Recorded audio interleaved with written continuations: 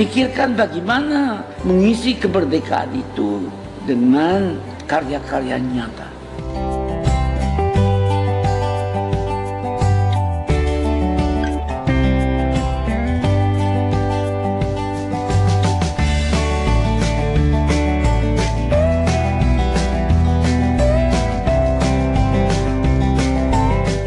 Jadilah mata air yang jernih, yang memberikan kehidupan kepada sekitarmu. Semangat saya itu datang atas keyakinan dan kesadaran bahwa saya ini manusia, produk dari masyarakat di mana saya hidup. Karena saya dan keluarga saya dulu dan sekarang dan masa depan ada bagian terpadu dari masyarakat ini. Kalau masyarakat ini makmur, ya keluarga saya ikut makmur. Karena itu saya terus tidak mau berhenti. Saya bilang, tidak ada gunanya Anda IQ-nya tinggi, tapi pemalas. Tidak memiliki disiplin. Menurut Pak Habibie, seharusnya seperti apa Pak untuk memimpin institusi penegak hukum? Sekarang kan ada calon Kapolri yang tersangka, tapi menurut Bapak seperti apa sih harusnya memimpin institusi penegak hukum? Terima kasih Pak. Institusi penegak hukum itu harus objektif, tetapi subjektif kepada kepentingan rakyat. Itu.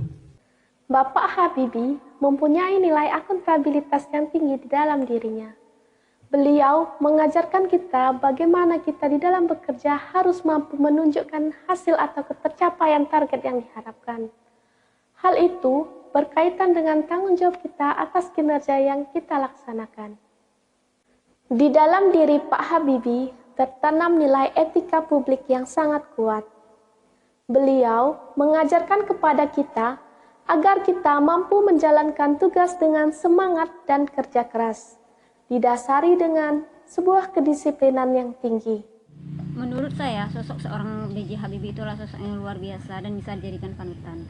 Hal ini dikarenakan beliau memberikan contoh yang sangat luar biasa kepada anak bangsa. Salah satunya ketika beliau menunjukkan rasa tanggung jawabnya yang begitu besar terhadap bangsa Indonesia. Di antaranya ketika beliau mendapat panggilan dari Presiden Soeharto di masa itu, di tahun 1973, itu beliau kembali ke Indonesia, walaupun ketika itu beliau sudah menduduki jabatan sebagai direktur di perusahaan pesawat di Jerman.